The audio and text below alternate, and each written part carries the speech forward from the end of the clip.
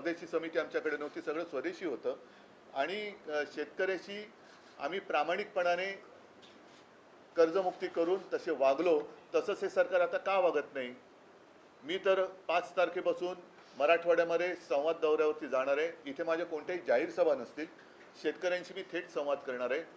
जे पोकळ आश्वासन मुख्यमंत्र्यांनी दिलं होतं की दिवाळीपर्यंत, दिवाळीच्या आत काही पैसे शेतकऱ्याला मिळतील, काही पैसे त्यांनी काही हजार कोटी इथून तिजोरीतून रिलीज केलेत असं म्हणतात. तर मी शेतकऱ्यांना जाऊन विचारणार आहे. मिळाले असतील तर आनंद आहे. नुसतं काहीतरी आग पाखड करायची किंवा टीका करायला म्हणून मी जाणार नाही आहे. पण ते मिळाले पाहिजेत. त्याच्यात महत्त्वाचा मुद्दा असा आहे की आज शेतकऱ्याला बाकी मदतीची अपेक्षा किंवा गरज आहेच, पण त्याच्या आधी ज्यांची जी खरडून गेलेली जमीन आहे ती जमीन पूर्ववत करण्यासाठी शेतकरी सांगतोय पहिले मला माती द्या, पहिले माती द्या. ती मातीच जर का अजून मिळाली नसेल तर तुम्ही पुढच्या गोष्टी कशा करणार? आणि दर हेक्टरी 50,000 रुपये हे शेतकऱ्याची मागणी आहे. त्याचप्रमाणे कर्जमुक्ती झाली पाहिजे ही शेतकऱ्याची मागणी आहे.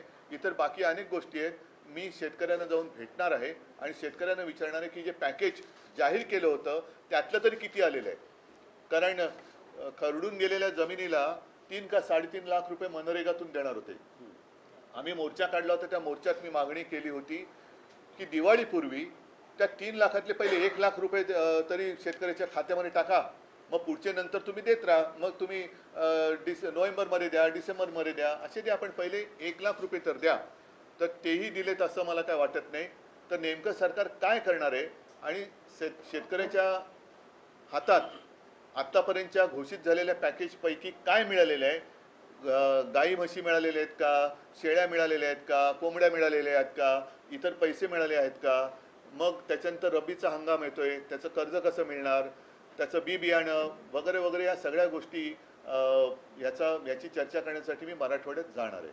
हा एक मुद्दा महत्त्वाचा आहे. कारण बाकी मुद्द्यांमध्ये हा मुद्दा मग काय होतो की अतिवृष्टी झाली का तेवढ्यापुरतं तो मुद्दा वरती येतो आणि सरकारला पण माहिती आहे की थोडे दिवस ढकलले का मुद्दा मागे पडतो. पण आम्ही हा मुद्दा सोडणार नाही. शेतकऱ्याला कर्जमुक्त करावंच लागेल. शेतकऱ्याचं जे आयुष्य उद्ध्वस्त झालेलं आहे ते आयुष्य पूर्ववत करण्यासाठी शिवसेना पूर्ण ताकदीनिशी शेतकऱ्याच्या सोबत आहे आणि त्याच्यासाठी मी पुन्हा एकदा मराठवाड्यात जातोय. हा एक महत्त्वाचा विषय झाला. दुसरा, मतचोरीचा जो मुद्दा आहे, परवा प्रचंड मोर्चा म्हणजे संयुक्त महाराष्ट्राच्या चळवळीनंतर जवळपास सगळे राजकीय पक्ष पहिल्या प्रथम महाराष्ट्र